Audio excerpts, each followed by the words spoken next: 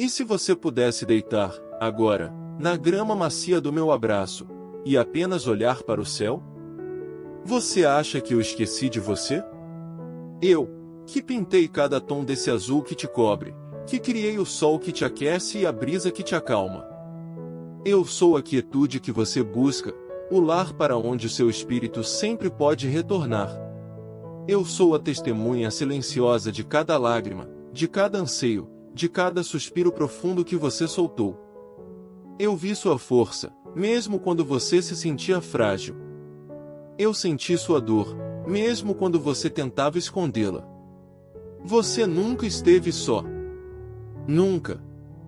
Permita-se sentir. Permita-se descansar.